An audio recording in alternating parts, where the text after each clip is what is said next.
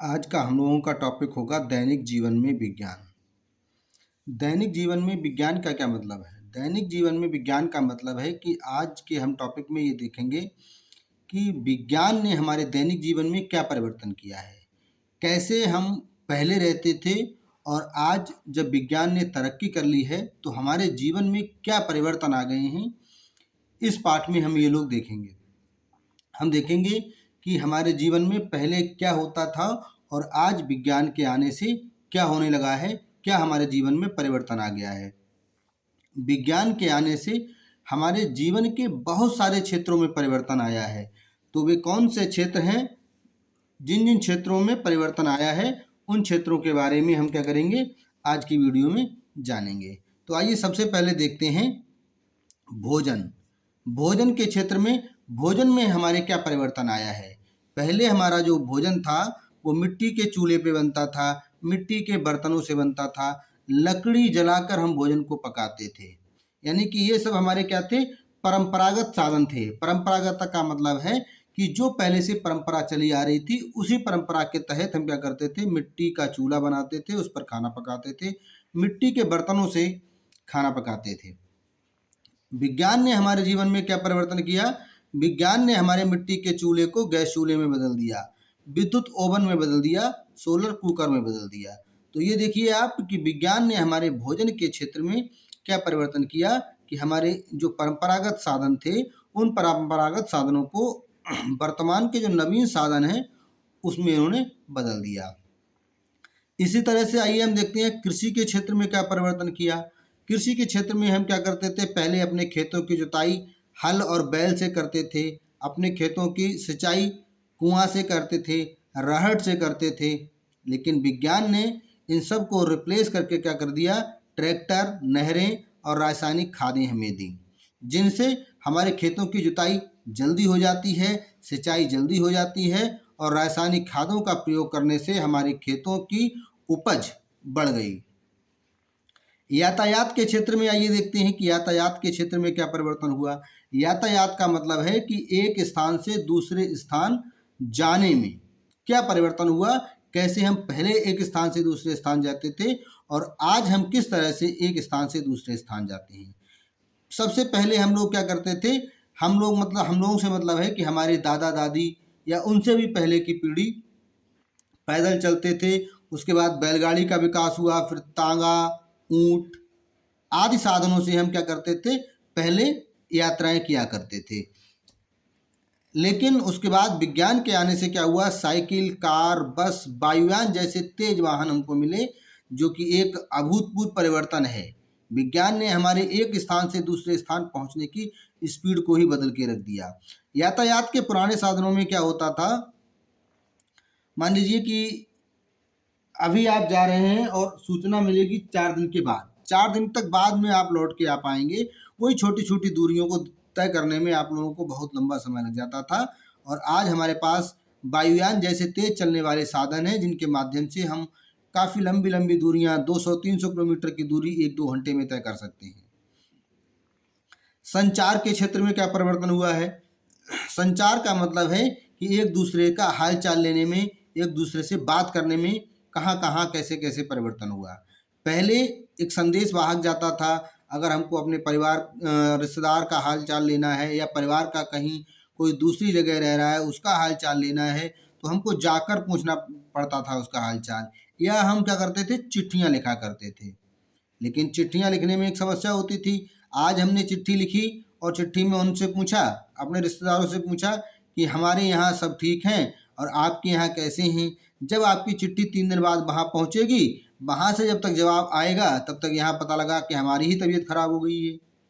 तो ये समस्या होती थी पहले। लेकिन आज विज्ञान ने इन सबको क्या कर दिया, रिप्लेस कर दिया। आज हमारे पास टेलीफोन, मोबाइल, ईमेल जैसे साधन हैं। टेलीफोन के माध्यम से हम 1 मिनट के अंदर ही वहाँ से सूचना ले लेते हैं। टेलीफोन, उसके बाद मोबाइल। अब तो आप अपने परिवारों से, सगे संबंधियों के तुरंत संपर्क में रह सकते हैं, क्योंकि मोबाइल तो आप जेब में ही डाल के रखते हैं हम लोग। तो इस तरह के बहुत सारे परिवर्तन हैं जिनमें आप अपने आप थोड़ा सा दिमाग लगाएंगे तो पता लग जाएगा। मतलब इन क्षेत्रों के बारे में आपको पता करने के लिए क्या करना है, आपको ऐसे सोचना है कि 10-20 साल पहले जब हमारे दादा दादी थे तो ये चीज़ें जब नहीं थी तो वो क्या करते थे, और आज जब ये चीज़ें हैं तो फिर हम क्या करते हैं। बस यही सब आपको लिखना है कि पहले हम ऐसे ऐसे करते थे और आज ये विज्ञान की वजह से ये सब होने लगा है। जैसे अगर भोजन की बात करें तो पहले आप अपने आप को 10-20 साल पहले ले जाओ, जब हमारे पास गैस चूल्हा नहीं था, ठीक है, जब हमारे पास सोलर कुकर नहीं था, विद्युत ओवन नहीं था, तो हम पहले कैसे खाना बनाते होंगे, पहले कैसे कृषि करते होंगे, पहले एक स्थान से दूसरे स्थान तक कैसे जाते होंगे, पहले हम कैसे एक दूसरे से बात करते रहे होंगे। और उसी के परिप्रेक्ष्य में अब आज आप देख लो आज के बारे में कि आज आप कैसे बात करते हो, कैसे सिंचाई करते हो, कैसे एक स्थान से दूसरे स्थान जाते हो, कैसे भोजन बनाते हो, बस यही सब आपको लिखना है। अगर कोई कहता है या क्वेश्चन आता है कि भोजन के क्षेत्र में विज्ञान ने क्या परिवर्तन किया है, तो आप यही लिखेंगे कि भोजन के क्षेत्र में विज्ञान ने निम्नलिखित परिवर्तन किया है कि पहले हमारे पास मिट्टी का चूल्हा था, मिट्टी के बर्तन थे, आज हम क्या करते हैं, गैस चूल्हे पर खाना बनाते हैं जिससे प्रदूषण कम होता है। मिट्टी के चूल्हे पर खाना बनाने में, मिट्टी के चूल्हे पे खाना बनाने के लिए हमको उपले लकड़ी जलानी पड़ती थी जिससे प्रदूषण बहुत अधिक होता था। अगर कोई पूछता है कि कृषि के क्षेत्र में विज्ञान से क्या परिवर्तन हुआ है, तो बताओगे आप कि पहले हम हल से जुताई करते थे क्योंकि हम कम खेत जोत पाते थे, बैल थक जाते थे, कुएं से सिंचाई कम हो पाती थी। आज हमारे पास ट्रैक्टर, नहर, रासायनिक खादें हैं जिनकी सहायता से हम अधिक खेत को जोत सकते हैं और अपने खेतों की उपज बढ़ा सकते हैं। इसी तरह से यातायात और सिंचाई के बारे में लिखेंगे। शिक्षा के क्षेत्र में पूछ सकता है, अंतरिक्ष के क्षेत्र में पूछ सकता है। तो शिक्षा के क्षेत्र में आप क्या लिखेंगे कि पहले हम क्या करते थे, गुरुकुल में पढ़ते थे और तख्ती पर पढ़ते थे, और आज हमारे पास मोबाइल है जिसकी सहायता से ये वीडियो आप देख रहे हैं। ये भी संचार के क्षेत्र में एक शिक्षा के क्षेत्र में एक परिवर्तन है जो कि विज्ञान की ही देन है। तो इसी पाठ में आपको ये भी पढ़ना है कि वो कौन कौन से वैज्ञानिक थे जिन्होंने कुछ विशेष परिवर्तन किए, कुछ विशेष आविष्कार किए। तो सारे वैज्ञानिक आपको नहीं पढ़ना है, कुछ वैज्ञानिकों को पढ़ लो, इन्हीं से आपको क्वेश्चन मिल जाएगा।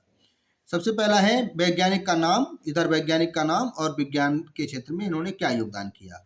सबसे पहले है गैलीलियो। गैलीलियो क्या करा, दूरबीन को बनाया था। दूरबीन क्या होता है, दूर की वस्तुओं को देखने के काम आता है, दूर की वस्तुएं। जी मार्कोनी, जी मार्कोनी क्या क्या किया, रेडियो का आविष्कार किया। ग्राहम बेल ने क्या किया, टेलीफोन का आविष्कार किया। सर आइजैक न्यूटन ने गुरुत्वाकर्षण का पता लगाया। गुरुत्वाकर्षण का मतलब है कि जब हम कोई चीज़ ऊपर की ओर फेंकते हैं तो वो चीज़ लौटकर पृथ्वी पर ही आ जाती है। तो पृथ्वी को, प्रत्येक चीज़ को अपनी ओर खींचने की जो शक्ति होती है उसे क्या कहते हैं, गुरुत्वाकर्षण कहते हैं। इसका पता सबसे पहले किसने लगाया था, सर आइजैक न्यूटन ने। चार्ल्स बेबेज, चार्ल्स बेबेज ने कंप्यूटर का आविष्कार किया। चार्ल्स बेबेज ने कंप्यूटर का आविष्कार किया। और इसी में कुछ और आपको याद रखना है, भारतीय अंतरिक्ष अनुसंधान संस्थान इसरो, इसरो का गठन कब हुआ था, 15 अगस्त 1969 को। इसका मुख्यालय कहाँ है, बेंगलुरु में। जगदीश चंद्र बोस, ये कैसे थे, भारतीय वैज्ञानिक थे। इन्होंने क्या करा, पौधों की संवेदनशीलता का पता लगाया। विक्रम साराभाई, ये भी भारतीय वैज्ञानिक थे। इन्होंने अपना योगदान अंतरिक्ष अनुसंधान में दिया है। ठीक है, तो ये थे आज के क्वेश्चन और ये सब था दैनिक जीवन में विज्ञान।